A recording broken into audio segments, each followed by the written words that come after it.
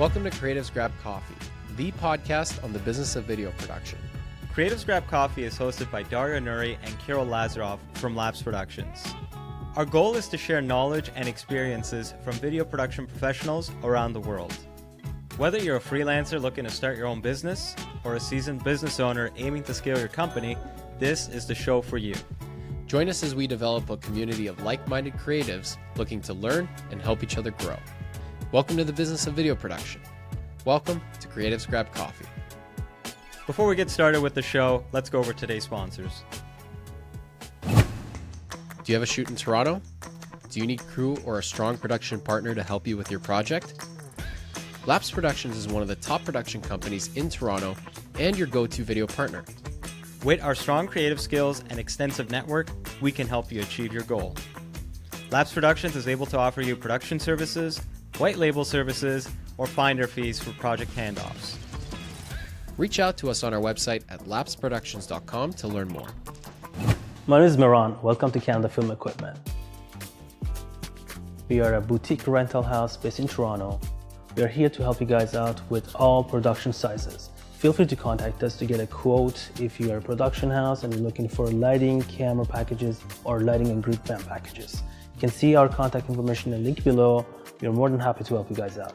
Make sure you follow and subscribe to creativesgrabcoffee.com. Thank you.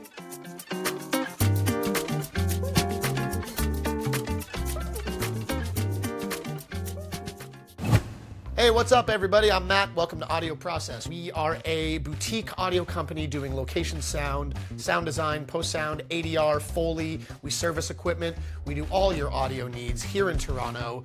We got you covered. Come on down, audioprocess.ca. Don't forget to like, follow, subscribe, and all of the other internet things to creativesgrabcoffee.com. They'll be waiting for you. I'll be waiting for you, and we're all going to have a real good time. And now, let's begin the show. All right, welcome everybody to another episode of Creatives Grab Coffee. We got Patrick from Leveler Media, and you're based in Philadelphia, correct? That is correct, yeah. I've been here for 12 years now. 12 years, amazing. Welcome to the show, Patrick. Thanks for having me, guys. So before we kind of jump into it, just give a little quick backstory into who you are and who Leveler Media is. Yeah, sure. I was born and raised in this area, so I went to college here and never left, which I feel like at the time in 2006, 2007, that wasn't really the trend for Philadelphia. You would graduate from school here and then you would go to New York or LA or Chicago. So I stayed and started my company here with two other guys. And that was in 2012 that we officially got the LLC paperwork all taken care of. You know, we had been making stuff together prior to that just as freelancers. And then, took the leap, and this is all I've been doing as a career ever since. With the same partners? It's just two of us now, but yeah, same guys. And you mentioned that you jumped right into turning it into a corporation and everything like that. You just kind of dived headfirst into the industry, or was it kind of a little gradual? Yeah, I went to school for photography. So I did 3 or 4 years of just kind of freelance photo work, a lot of product photography. I probably took 10,000 car part photos for Pep Boys and things like that, any photo jobs. Anyone that would have a 24-year-old into their studio to run that sort of a thing, I was doing it. And then I just felt like we could do it. I don't know if that's cocky or whatever. It was it was just we could do this. I see the other work people are making that have been doing it for a decade, and I know that we can do just as good, if not better. So we all took the leap, which was a big one. As you guys know, you're never guaranteed to make money or for that stuff to pan out. So feel lucky to be in this position. But you were doing photography first, right? I was, yeah.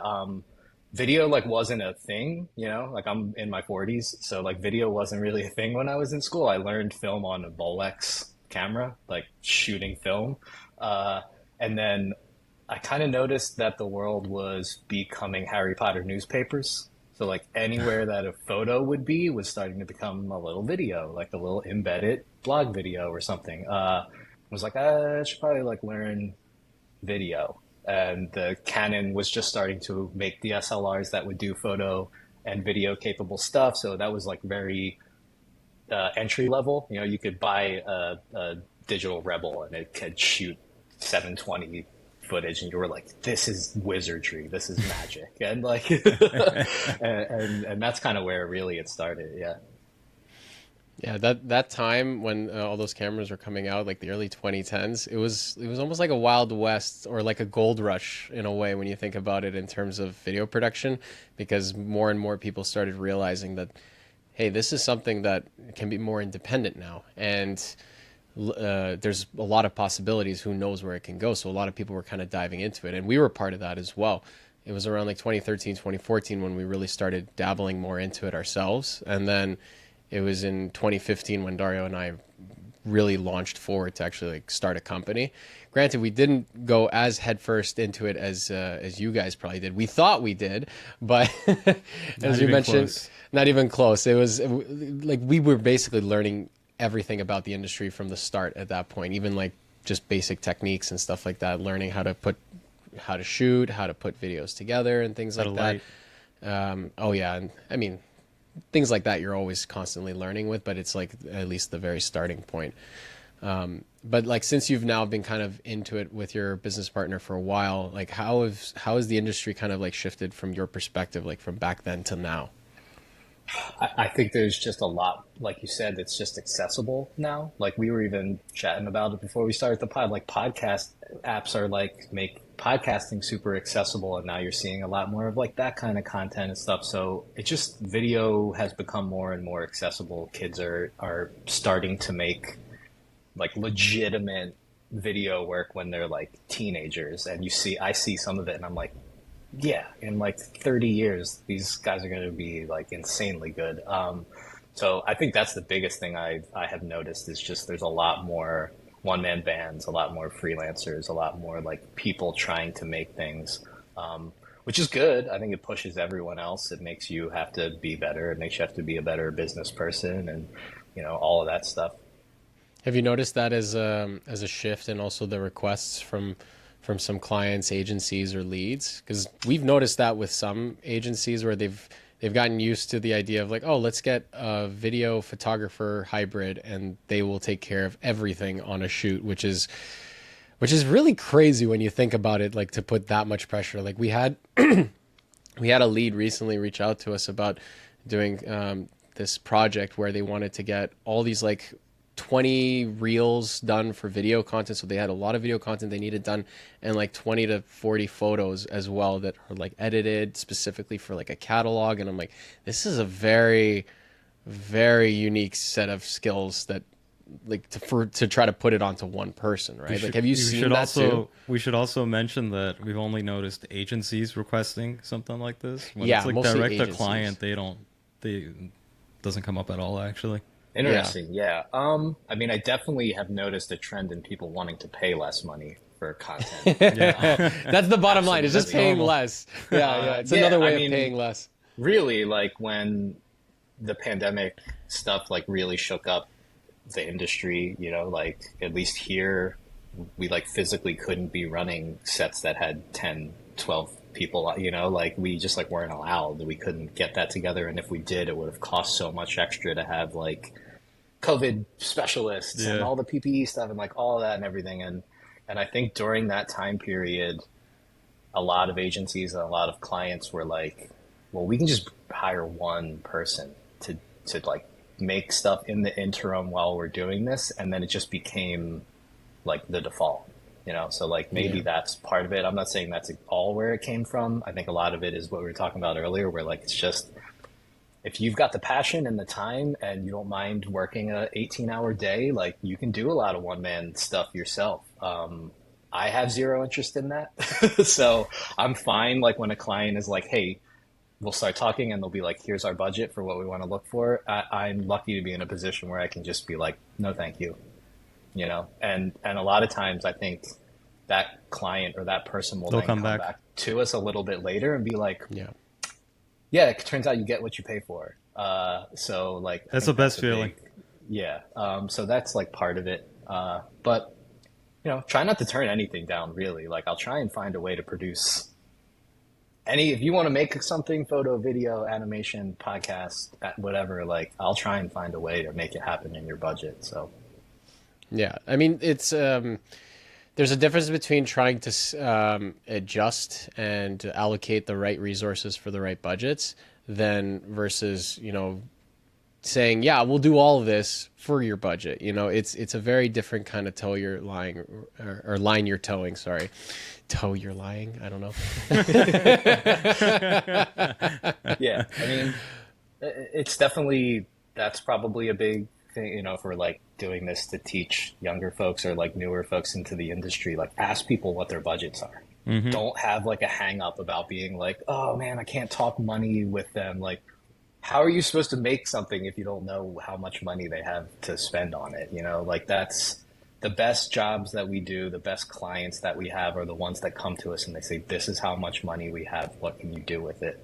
And then, then you're working then you have your playing field and you can be like, here's all the pieces that we can put onto that, Yeah. I mean, one thing to also mention is that if you're also undercutting or other companies, or you're basically trying to be this hybrid one-man band, the thing that a lot of people will learn this, and they will learn it the hard way most often than not, is that you will burn out at one point or another. We have a friend of ours who was like that, and he's like a unicorn. He's able to do a lot of things and a lot of things really well. And a lot of agencies and companies have wanted to work with him because of that.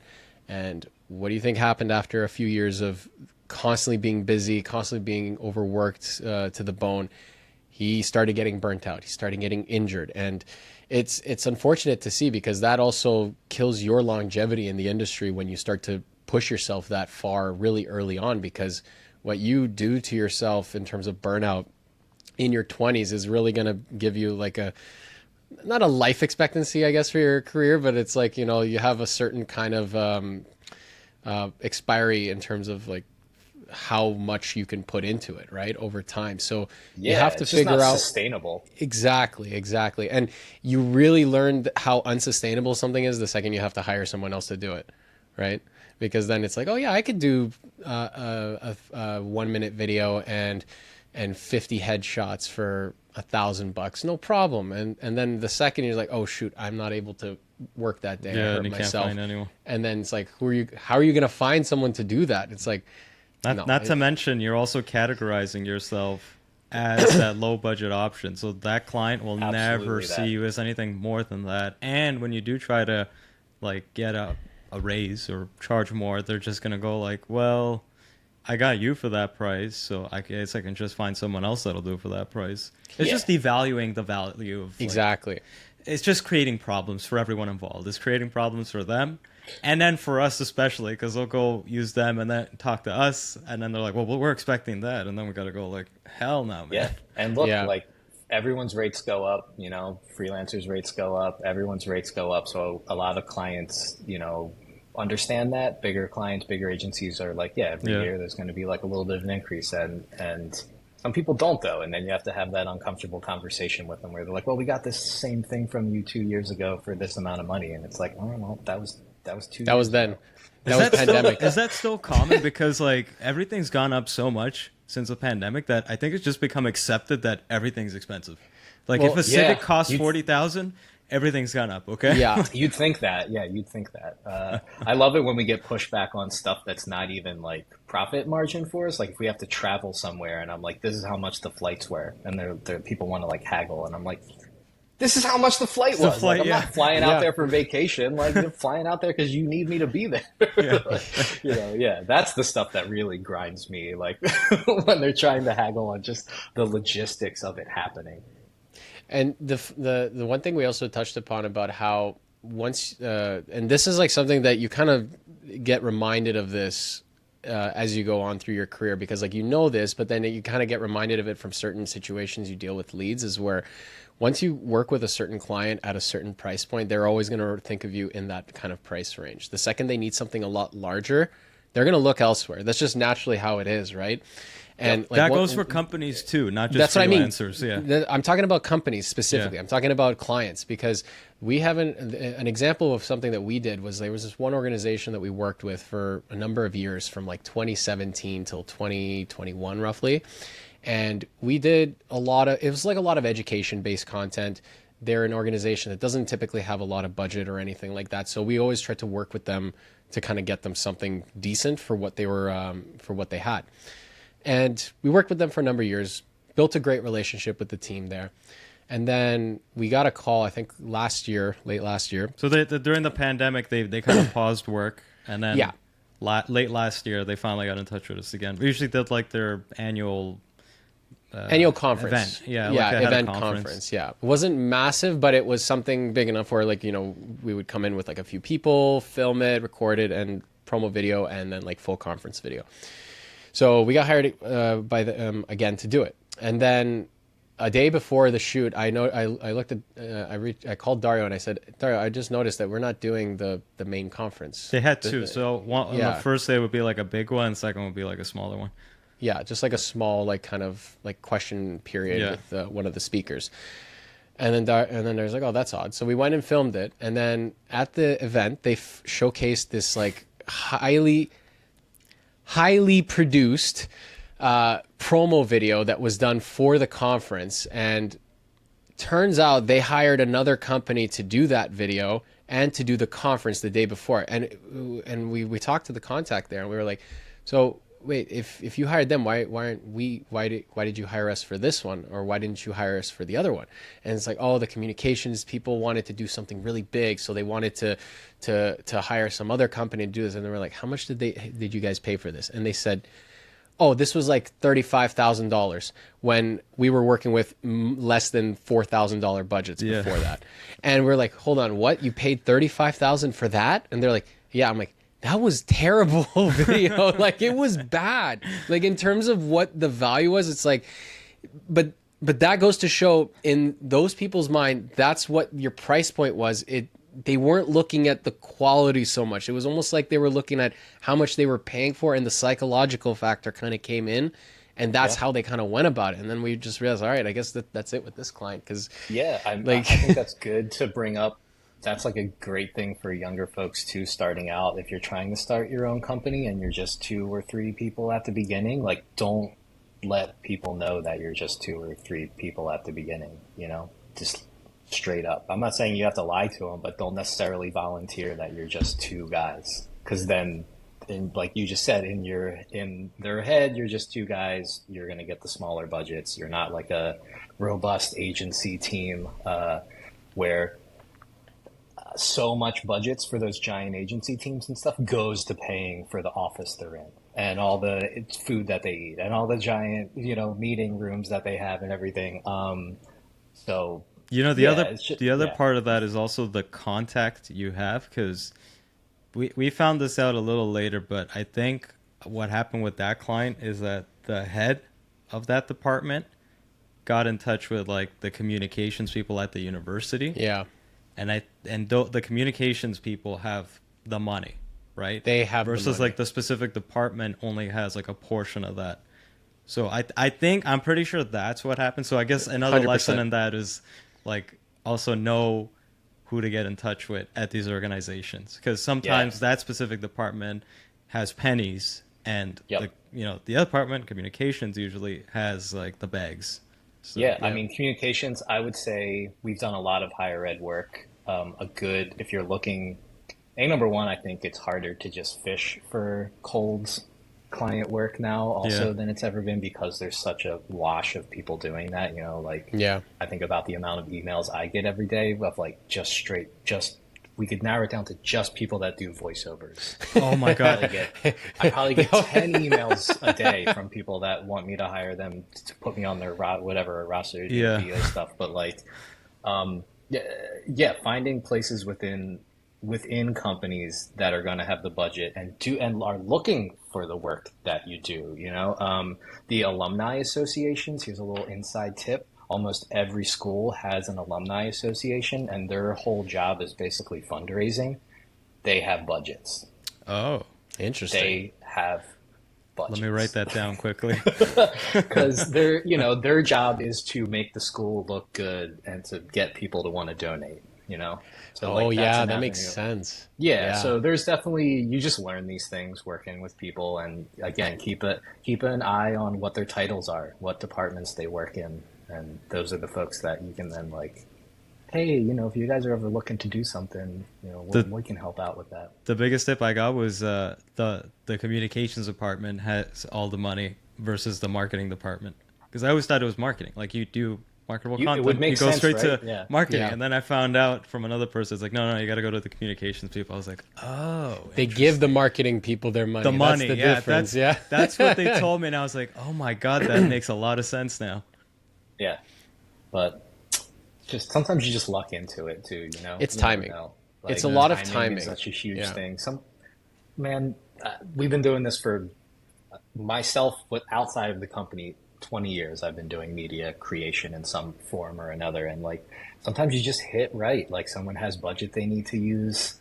They bring you in to do a tiny project. They love it. They like working with you. That's another thing. Try not to be an asshole. Like That's they always like the key. working with you, and then maybe when they get next year, when the new stuff rolls out, they give you another call to come in and work on some more things. So Yeah.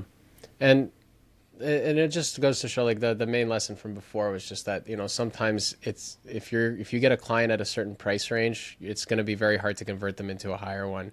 Take that client for what their face value is at this stage in your career, work with them, develop, grow, and then eventually find other ones. You're not going to work with a $500 client and turn that into a $50,000 client. yeah, I mean, It the doesn't $500 happen. client It's rare. might It's just rare. not have that kind of overhead either. I think if you Yeah. do get in with a company or a client or a school or whatever that has money, tell them that you can do bigger things too. Like, I think there's a big across the board in our industry, people don't want to talk about money. And it's like, this is all these people talk about all day long in their other jobs. Like, they're doing this with you because they want to make more money. So it's fine to be like, hey, if you guys want us to work on a bigger project with a larger budget, we can do that. Like, that's a fine thing to say to a client. Like, hey, we're going to knock this job out of the park. Next time, if we had a little bit more money, we'd be able to do this, this, and this, and like, we've definitely grown relationships with people that we started working with 8 years ago into like much larger budget jobs doing that. Oh, so you've kept like long-term relationships that long with For certain sure. clients, like I mean, 8 I don't years? mind. Yeah. Like, try not to like, throw too many like actual client names and stuff, but like University of Pennsylvania is one of our best clients. Nice. Number one, I love working for them because almost everyone that works there is insanely intelligent. So it's like fantastic working with people that have like 3 types of doctorates. And you're like, wow, you just like soak in their knowledge while you're working with them and stuff. But then you can kind of like grow. They have major university budgets. So like this job might be a $1,800 one-off interview or whatever, but then stay in contact with them, and maybe when that bigger job comes down, you get that phone call. And we've been working for UPenn for like 8 years now. For your long-term clients, like, have your contacts there stayed in that company that whole time, or have they? So have they been UPenn, cycled yes, out? yeah, UPenn. We've been lucky enough to have people there that hire us who have still been there and have actually not just been there, but like moved up into higher positions into different departments. But it's also good if you have a good working relationship with someone at a company and they move some to another company. Just be like, They bring you yo, with what's them. up? Yeah. What's up? You still doing video work for these people? You still hiring contractors for these people? And sometimes that's like a great way. Because I noticed with us, our turnover rate with our clients is about 3 years ish On average, yeah. And I think it's because they'll usually leave that company, go somewhere else, and then bring us along with them, and then either we'll still we'll still be able to do work with the new person there, or maybe that person is bringing on their other video production. Everyone has the guy. When you think favorites. about it, you got to be that person's guy, or that person's video Absolutely. company. And We felt the sting on Yeah. both ends of that, getting work Yeah. from someone that has moved and also losing work because our contact has left that company and the new person has their people. Yeah, so it definitely can go both ways. yeah, it's almost like a natural progression where it just kind of works out like that. And you do good work with a company for 2 to 3 years, and then people, especially now, because now in our industries, or in those industries, typically a lot of people are trying to job hop so that they could also have career progression, they can increase their salaries and things like that. Is the average. Yeah, so it's kind of in line with, you know, the client turnover, and it's just like always expect that if you land a new client, you have maybe 2 to 3 years, and then if you're lucky, you might get more time with them. But yeah, people move around in jobs. I've seen it many times where we've had great working relationships with a lot of different clients, and even just moving around in those companies, they get a completely different role, so they're not really responsible for that aspect of the job anymore. Like that I've seen happen actually more often than not, because they're too busy like working on their own stuff and you know, like trying to learn this new role. They don't have time to try to push you with the new communications person or the new marketing person. You know, it's nothing personal. They like, everyone has their own stuff that they have to deal with. So you have to adapt as a production company to sometimes those you turnovers. just have no, like, they're just gonna, it's like going to a restaurant. You've been to the same restaurant a whole bunch of times. You're like, let's try something different, you know? Like, try not to take it personally, because sometimes it's just that, where they're like, let's work with someone else because we want it, you know, we want it to look a little different, or we want to see what it's like with someone else. So that happens, and it's hard to not take it personally. You feel like wounded by it, like offended. You're like, oh man, they're working. You like see, especially now with social media, you like see one of your clients like working with a different video team, and you're like, Kirill sends me those posts all the time. I would be like, look who they are with now, you know, like, because I see it. I'm just like, who cares, man? And Kirill's like, look, there's another company there. It's just something that's going to happen, you know? Yeah, for sure. It's just always, you're curious. That's why. Yeah. So it's like, oh, who's there now? Yeah, I've had, you know, sometimes that has happened, and I have a relationship that's good enough with the person that's the client to just be like, yo, what's up? Why didn't we get this phone call? Why you do and this? There's usually always a good reason, you know, so it's not, don't take it personally. The most common reason is budget, is that a lot of companies have cut their budgets. Yeah. That's like what's the most common thing. And that's why we don't take it personally. And that's why a lot of people shouldn't take it personally. It's that they just can't afford you anymore. They need to cut budgets in certain areas. Like we had one other client where we did a lot of educational content with. It's funny, all my examples are educational. Yeah, I know, right? Content, but it's a good example of like where they might get an influx of cash to really work on a few big projects that they need, but then they don't need any more work after that, and they're not going to be spending 10, 20, 30 grand on a single video if they already have a lot of what they need. And if a lot of their needs are smaller, bite-sized content, they're either going to try to hire someone internal or try to do something very bare bones, and then like that's it. And then if they need something big again, then they'll come to you. But again, budget is the biggest determining factor of like how long a business relationship can go. And totally, yeah, we've definitely lost clients because they've hired like one in-house person to just crank out content, you know, and they're paying that person less money for a whole year than they're paying us to make one commercial for them, you know. So it's like, as a business owner, I get it. Like I try not to get mad when I know people are doing things, because just like financially, that's the best thing for them. Like that's how it makes the most sense. There are DPs that I would love to work with on like every single one of our projects, you know, and it's just not financially viable sometimes. You just can't give them that chunk of the budget, and because then everything else suffers, you know. So it's like, you know, and I'm sure that they know that, you know, like people that we've worked with on a bunch of projects are like, hey, why didn't we get called for this one? It's like they know that we just didn't have enough money to pay for them. You're just too good. Oh, that's true. Sorry. They're probably our freelancers are probably going through the same stuff. I didn't even think about that. It's a daisy chain, right? Yeah.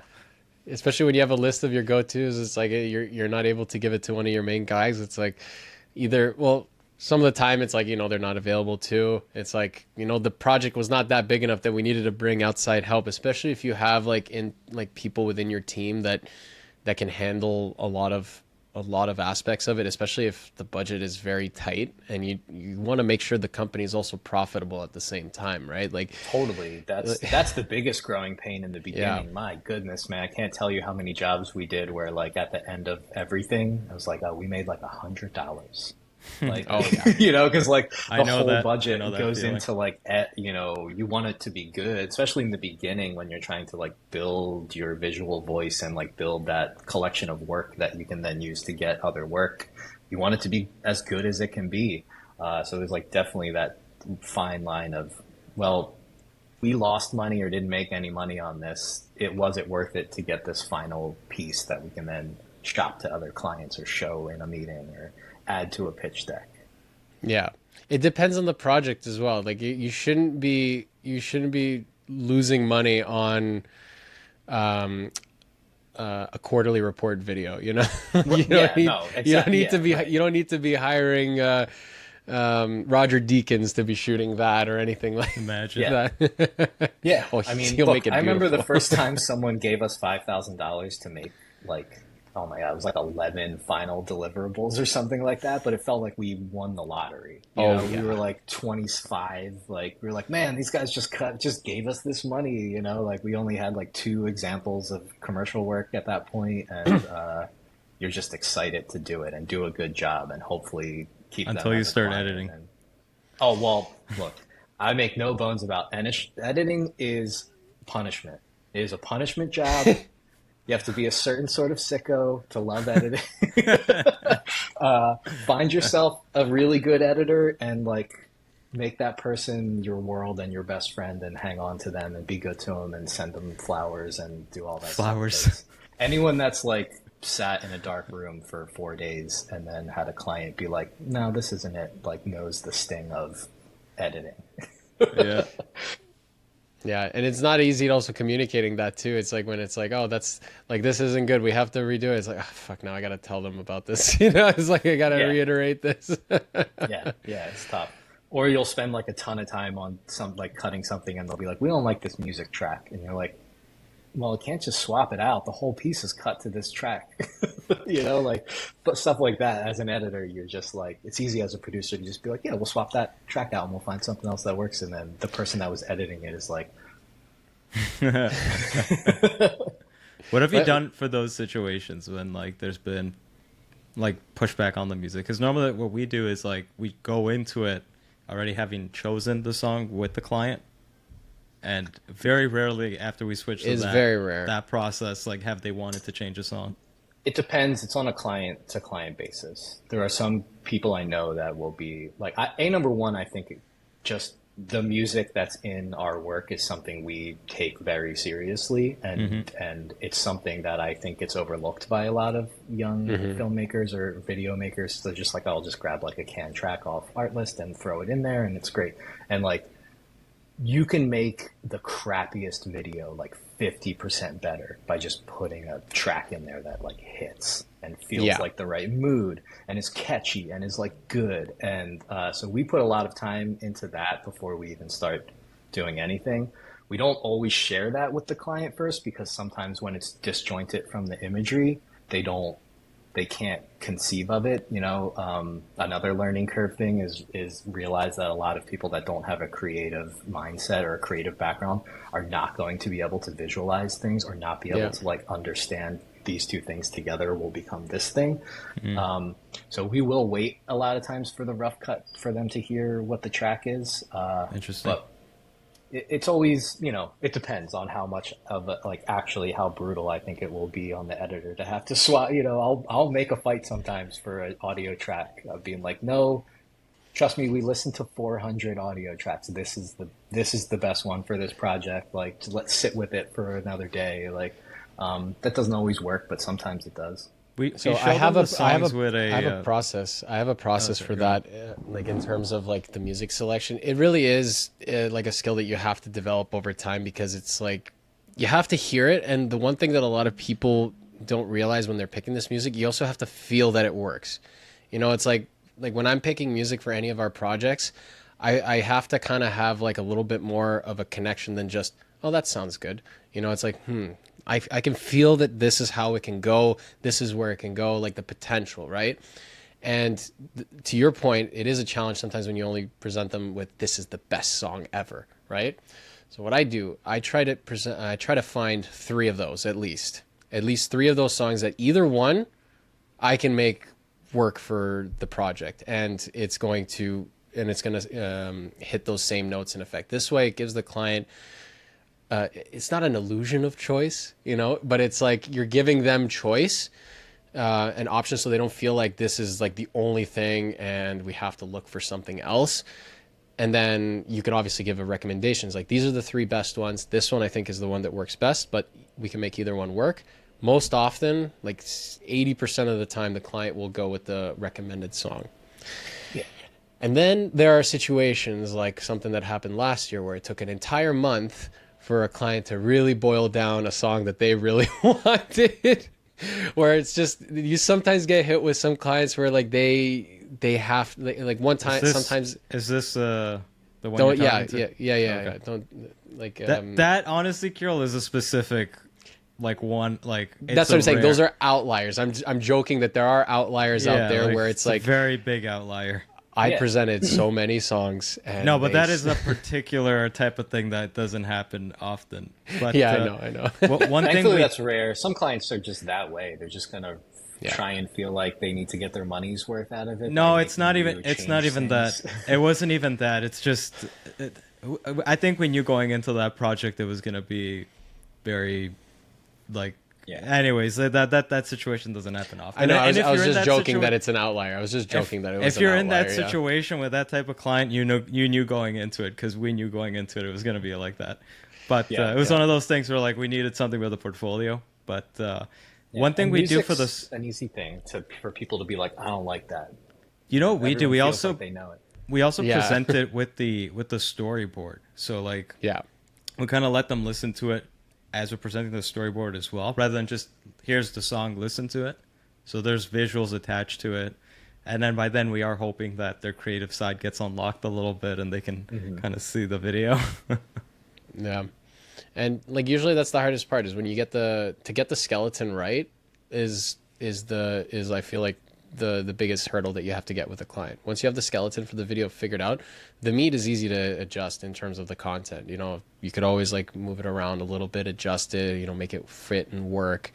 But if you don't get the skeleton right, then you're blind at that point. Kirill, you know what we should do? We should probably just create like a video of the storyboard, and it could just be We've talked about that. It's just put a song on it as well, and just record some VO on what's that AI voice website called 11 Labs? Yeah, we did something like that already. I know, but I'm saying we could just create like a video of it. Well.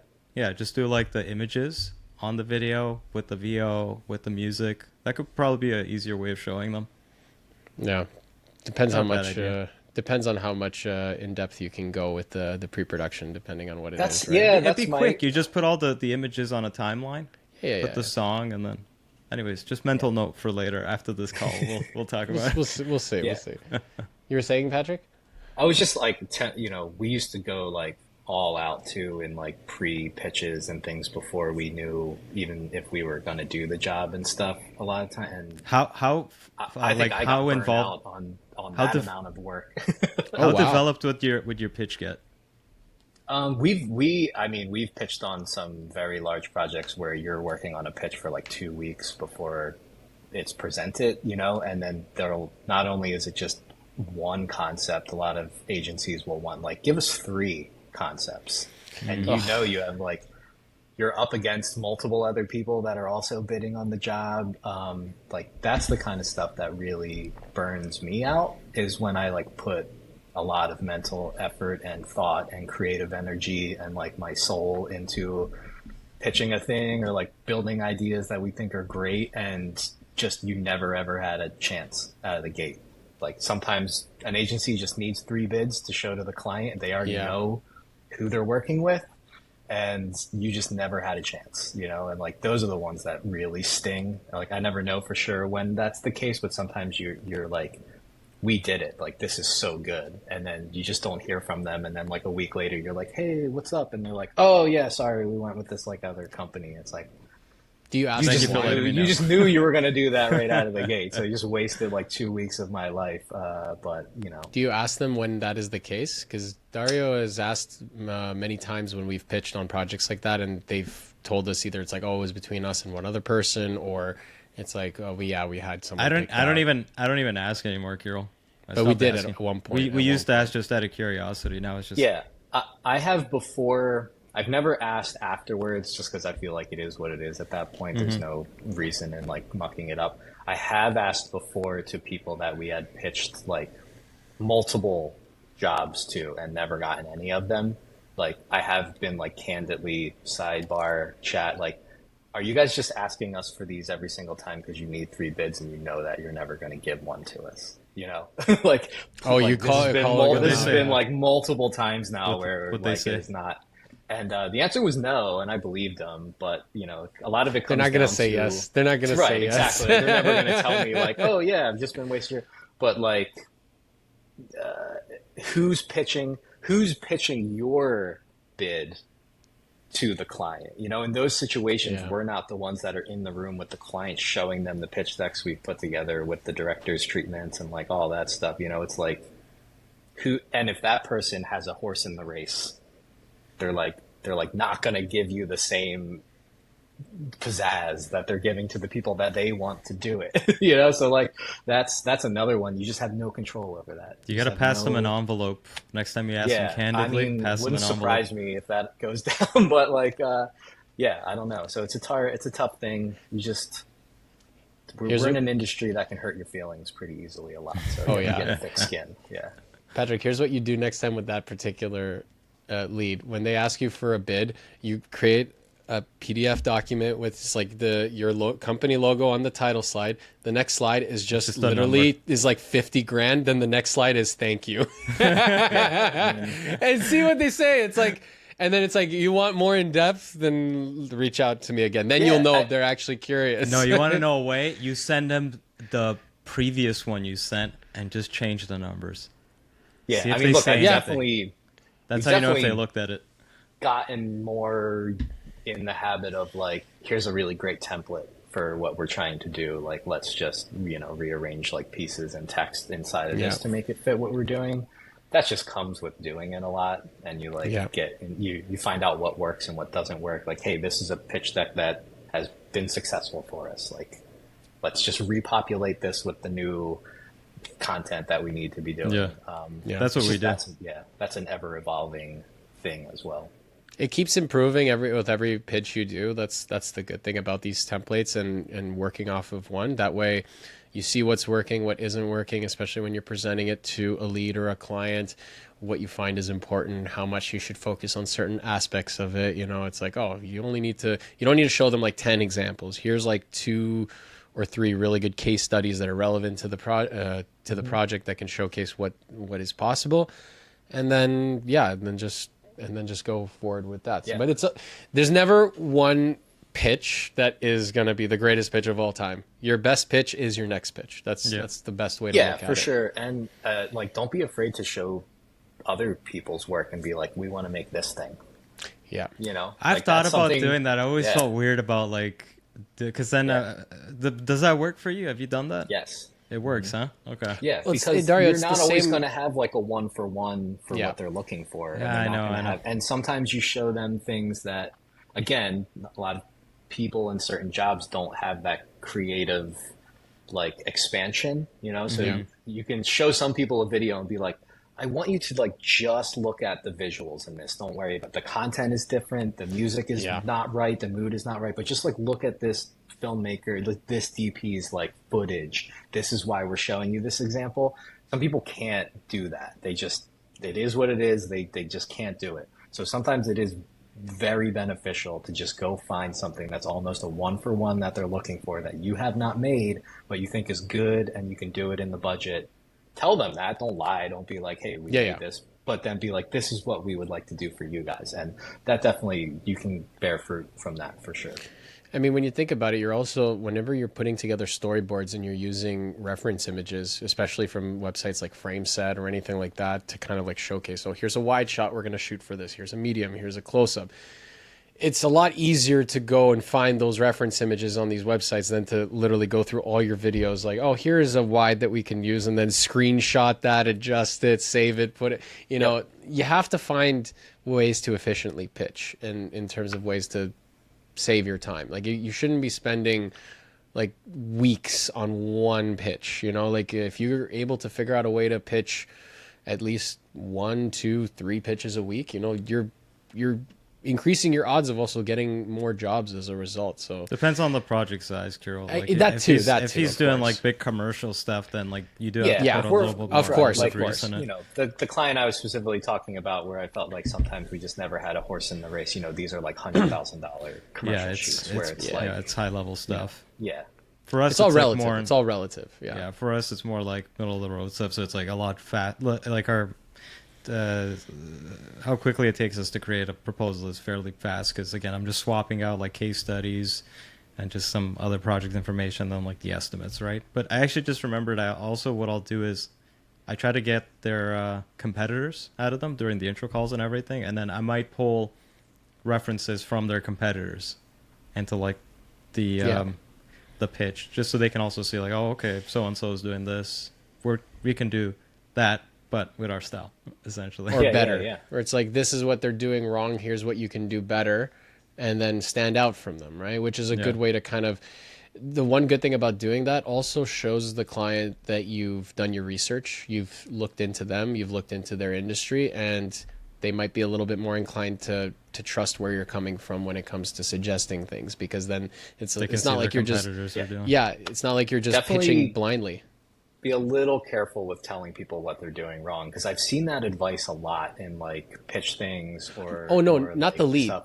We're not saying that. I've seen that though, where people are like, find their pain points, tell them what they're doing wrong, and it's like, you want to piss a room of people off like immediately, like come into a meeting and be like, here's all the things you guys did wrong with your last video project, like, and how I'm going to fix them. And no, we've never talked smack about another video. You can tell them like what their competitors are doing wrong and what they can do better than what their competitors are doing wrong. So it's like you're kind of doing that, but subtly putting it on the onus on them. You just have to be strategic about it. Yeah. It's like your competitor B is doing something really wrong with their video.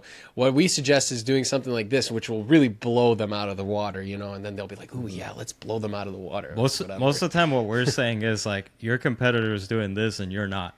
That's too. That's majority of our conversations. Like, you guys aren't doing this, but they are. You should look into that. We should do something similar. I mean, yeah, let's try to make it better, but at least that's a starting point. That's a baseline that's the, how do you say, the baseline of quality that you should be looking at. And also checking out the competitors also gives you ideas on what to pitch.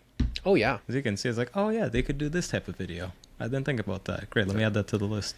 Especially when you're pitching in an industry that you're not too familiar with a lot of the time, because then you're like, what type of video content would actually be useful for an organization like this in their industry? Like, for example, just doing a general promotional video for a manufacturing client might not be as important as, say, creating a series of a series of videos that showcases their entire process, because they need that as evergreen content for the future. Training. That might be a bigger focus than, say, or training videos. They might need more training videos versus, like, say, a financial organization that has a conference that needs an event video. It's all about knowing what to pitch and how to pitch it to these leads. I want to know more about Philadelphia. Like, what's the scene like down there?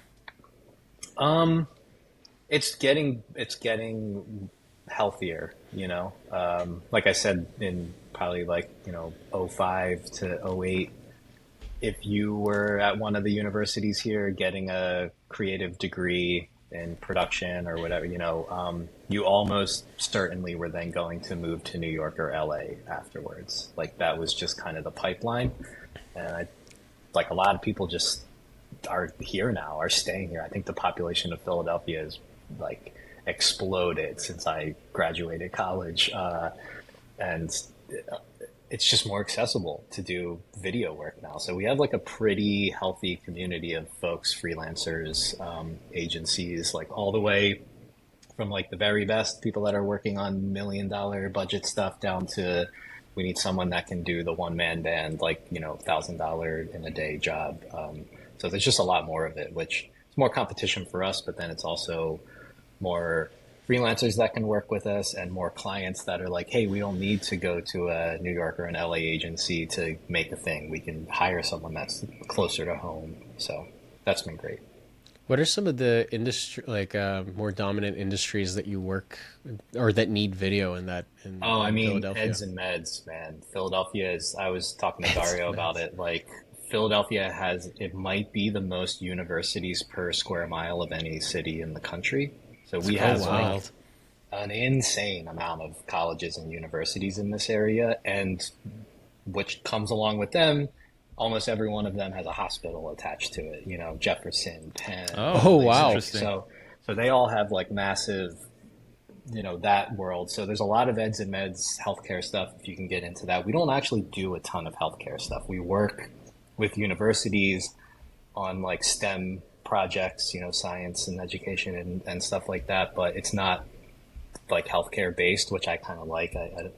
Doing pharma work is great and it can pay the bills, but it's also kind of soulless sometimes. It's very dry. Yeah, it has to like, there's just a lot of things you have to make it not as good. You know, like something worse than when a client's like, make it worse on purpose. And you're like, yes, you know, like, okay. So yeah. Shake the camera. Yeah, we're lucky enough to work with like a pretty wide range of clients. We've been doing a lot more work with the major sports teams, which is awesome. Just growing up in this area, you have no choice but to love sports, I feel like. You know, like Philadelphia has a stigma about it of being like a rough, tough, gruff sports town, and is like, there's a lot of truth to that. So doing work for the Phillies and the Eagles and the Sixers is like, man, like that's like, if you told 11-year-old me you'd be in the dugout at a Phillies game during a game producing a video for them, like while it's happening, I would be like, cool, sign me up every single time, you know. So Nice. like stuff like that makes it worth it. Yeah. Oh yeah, doing those doing any kind of like sporting event, a lot of the time those are always exciting projects because there's a lot happening constantly, and especially it may not be so much, you know, if you're from the fan perspective, you know, you're watching the game and you're focusing on everything there, but when you're filming something, like the behind the scenes aspect of it, there's a lot of like, okay, this is about to happen, we have to go and run over to this side of the field, we have to go here, we have to run here, like we haven't done a lot of those, but we have done like some sporting projects, mostly on the freelance side of things, and you know, those are a lot of fun. It's harder to kind of break into that though in Toronto, because a lot of the time they go to much bigger agencies in terms of what their needs are, but you never know. It could one day just be a matter of timing and getting some other kind of work. It depends, you know, like we've done a couple videos for the Phillies and for the Eagles that came through a larger agency that's in Philadelphia who we love and we work with, and they're great to us and hopefully continue to make things with us into the future. But we've also just like, you know, the Sixers, we make stuff. We're currently working on a project for them right now that I can't talk about because of NDA stuff, but like, Nice. they just come directly to us for that. So there's no middleman there, you know, like, so that kind of stuff I'm a big sports fan. So like that stuff is great to me. And the budgets aren't always great, if I'm being honest, because they know it's a cool job and that like people will want to do it. So like, but we love it because it is a cool job and we get to go meet a bunch of athletes and celebrities and like, you know, talk about sports with them. And that's great. You know, nothing makes me happier than doing that. There's nothing like doing a project or doing work that you're super passionate about at the same time. You know, I guess you could call that the cool tax, you know, for the work that you're doing. Cool taxes exist. Absolutely. And it just sucks when the clients know it and they leverage that to their advantage all the time. Yeah. Yes. Yeah. I mean, sometimes it's almost like to an embarrassing point where they'll like ask you about a project and then tell you how much money they have to spend. And you're like, guys, like all right, let's make it work. You're pushing the cool tax pretty hard right now. But you know, you want to always say yes to the stuff like that if you can. And, you know, that's the high profile stuff. You know, we won a Gold Addy award last year for one of our Phillies pieces and stuff. And like, that's nice. A GoDaddy award? A Gold Addy. So Oh, I guess GoDaddy. you guys not have these in, the Addy Awards are something, I guess, maybe not in Canada. I don't know. I feel like I've heard just of like these. I've heard of it. Awards. I thought you said GoDaddy. I'm like, what? They No, have no. awards? I mean, yeah, they probably sponsor something. I'm sure there are like a website GoDaddy Award. Best website. Yeah, right. Do they even still exist? I remember the Oh, yeah, Danica they're Patrick big. commercials, and GoDaddy's then, like, still that's big. about it. All right. No, GoDaddy's still big. Yeah. I don't think they're. I think they're too big to disappear at this point. They own too Too many big to websites. fail. Yeah, They're like the yeah, banks now. they're the internet landlords. So Landlords, yeah. Oh my God! Yeah, that's a good way to put it. Internet landlords, internet real estate agent, internet. Yeah, that's what it is. The internet real estate guys. That was the thing for a bit with the metaverse. oh right, For like yeah. 2 minutes. Can you imagine that there were people who actually spent like millions of dollars on metaverse land? Yeah. Whoops. When you think of it, It's just called runes. it's called money laundering, Carol. Yeah. Yeah. There's a sucker born every minute, right? So you just got Could just play There's a RuneScape. Zuckerberg born once a lifetime, and he spends $2 trillion trying to set the metaverse up. Insane. Yeah. Those guys need to just play RuneScape and call it a day, or Sims, and that's it. Yeah. Patrick, what's next for you and your company? Well, I don't know. That's a good question. Things changed a lot in 2020. We went from we were expanding. We had a studio that was like 2-story building with like a full basement, like awesome. We had a studio manager. There was like people in and out all the time. Clients were coming in and screening things and like doing all that. We were traveling, seemed like every month we were in somewhere else doing another big project, and then just like full like e-brake, just like could not have come to a more of a grinding halt in March of 2020. So that was like tough, honestly, like just for my mental well-being as well. It felt like the thing I had been building for a decade was just like Jean-Claude Van Damme leg sweep out from underneath of me, like I had no choice in the matter. Just like we were working with 2 different clients that were in China, like big tech companies at the time, lost both of them just because they like literally couldn't come here to do the shoots with us, it was a really weird time. We had to let go of our studio. We had to like lay people off, slimmed it back down to like the tightest way that you could run the business. How much did you go down? Like, how many employees were you at, and then what were you at? We were what at are you now? 4 people that were at the studio every single day, all the time. Now it's back to just the 2 partners. Wow. And honestly, there's pros and cons. Like I miss the social aspect of having the studio. I miss having like my music equipment set up at a studio and not in my house. I miss like storing all of my gear in the studio and not in the basement of my house. Like I miss clients coming in for screenings and going to lunch with them, something that just straight up does not happen anymore. Yeah, it's a like shame. This is the way that everyone does meetings now and communications and stuff. So it's different. I like being at home. I like working from home. My house is where all my favorite things are. So like I kind of like that about it. I definitely get more done. Absolutely. 50 to 60% of my day at the studio was just bullshitting and joking around and socializing and going to get lunch and then going to get a coffee and then, so like I absolutely get more done at home. But I do miss it a little bit. And we did 2 jobs after the shutdown in 2020 for the whole rest of that year. That's it.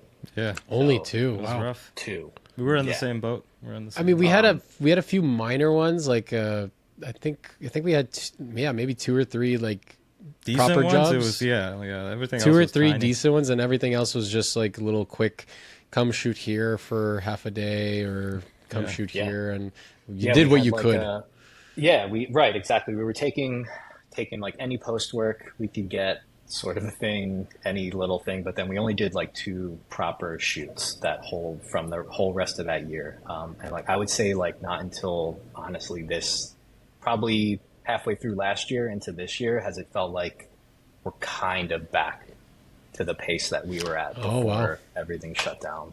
Just because it was like building a whole new business again, a whole new client. Like we lost clients to other agencies and to other, for reasons that were not anything to do with the work we were making. So it just felt like a real gut punch. Thankfully, we had an amazing bookkeeper. Thank you, Sandy. We'll shout her out by name. She was able to like get us PPP money, which I don't know if you guys know, that was like the United States government was like, hey, we're forcing you to not work, but if you can get an application in to get like basically money to not fail as a business, so like you can get that. But it was incredibly hard to do. We tried doing it through the bank that we already were like using for years, and they wouldn't even return our emails. Like we had to go, our bookkeeper had to go through someone that she knew at a completely different bank system to get our application pushed through the process to then get some money, just enough to like not fail as a company. Yeah, it was a mess here too. Like there's someone that came on the show that mentioned they applied for the money to keep their employees on board. I forget what it was called here, but they said it took like months to get it. Yeah. And they didn't cover much. With like immediately, and then it took months, and then barely covered anything. And it was gone again as soon as we got it. You know, it was like we still, at the time, we're still paying employees and paying rent on our studio and paying all these. So it was like, as soon as that check came in, it was gone again out to these other people. I wasn't making any money at that point. It was just keeping the business alive at that point. We couldn't apply for anything because we weren't incorporated at the time.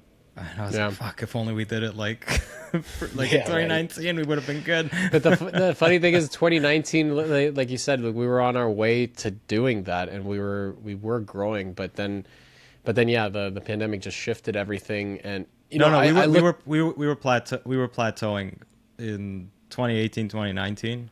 We were plateauing, Kirill. I don't know if you remember. Maybe we hit a plateau. We had a pretty strong plateau. And then after 2021 is when things went up. Yeah, 2021 it started to kind of like slowly come back, a lot more of the work. 2022 it felt like we kind of got better, like actually better than before the pandemic, which was great. And then 2023 same thing. It was like no, Kirill. 2021 was like we surpassed our 2019 numbers. 2022 was wild. That's what I'm saying. 2022 was a big one for us. But to be fair, we had like a few unicorn projects that came through that were like big budgets that really really helped. Still counts. But it still counts. I mean, that's how it goes. It's different every year, you know, like I would never sit down and be like, we're definitely going to make this amount of money next year. Like there's just zero. That's not how our industry is. Yeah.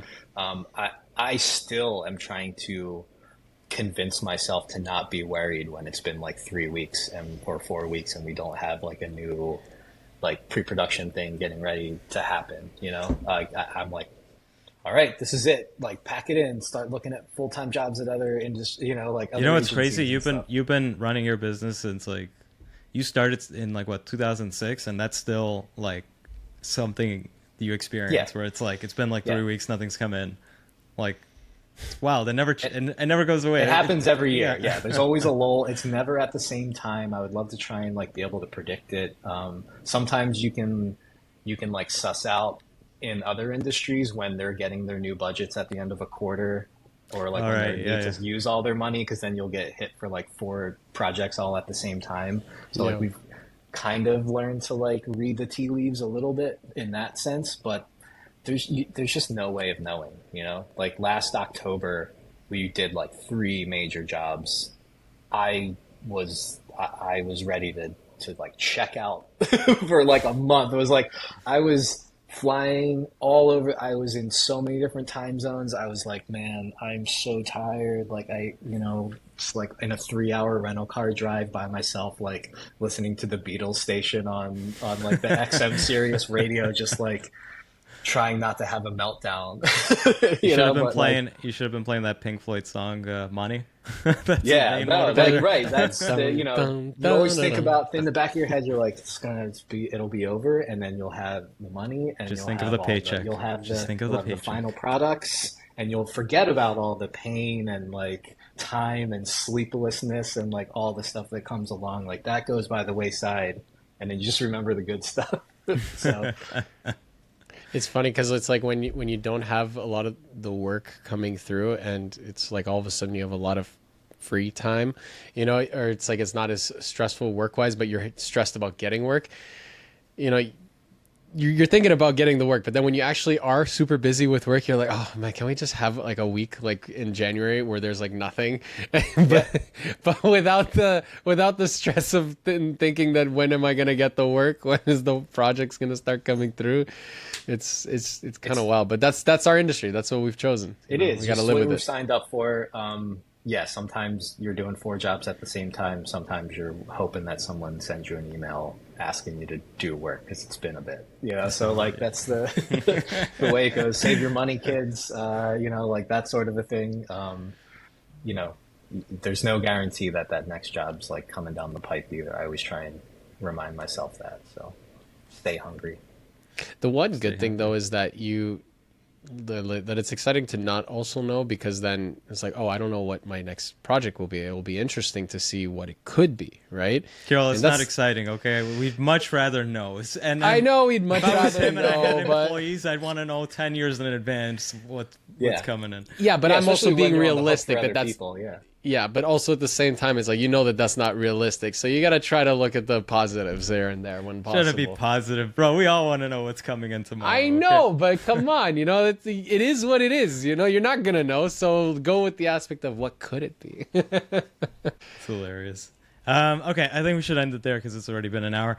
Guys, if you want to see Patrick's website, it's lvlr.tv.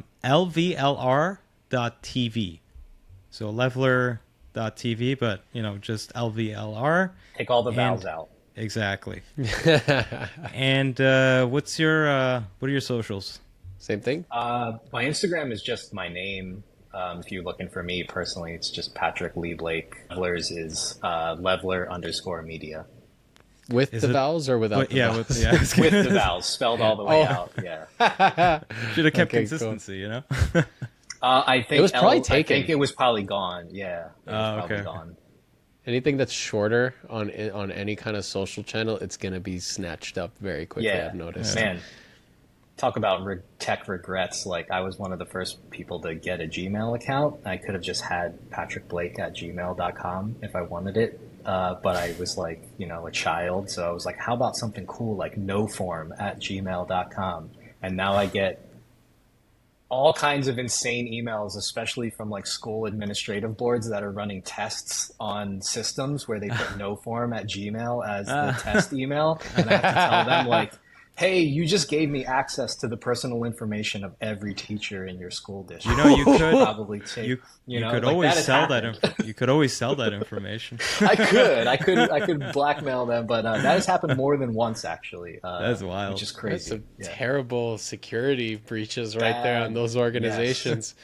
Yes. Or it's like, what is it? That's like the recovery email. It's like, I need to change my password. Go to noform. It's like, yeah, I would love to change your password. Here it is. I suck at my job. 1, 2, 3. Yeah. That's hilarious. All right. Well, thank you again, Patrick. Thanks, Patrick. Yep, thanks, guys. Thanks for listening to this episode of Creatives Grab Coffee. Please make sure to follow and engage with us on Instagram, TikTok, LinkedIn, YouTube, and your favorite podcast app. Creatives Grab Coffee is created by Labs Productions, a video production company based in Toronto, Canada. Creatives Grab Coffee is also sponsored by... My name is Miran. Welcome to Canada Film Equipment. We are a boutique rental house based in Toronto. We are here to help you guys out with all production sizes. Feel free to contact us to get a quote if you are a production house and you're looking for lighting, camera packages, or lighting and group fan packages. You can see our contact information in the link below. We are more than happy to help you guys out. Make sure you follow and subscribe to creativesgrabcoffee.com. Thank you.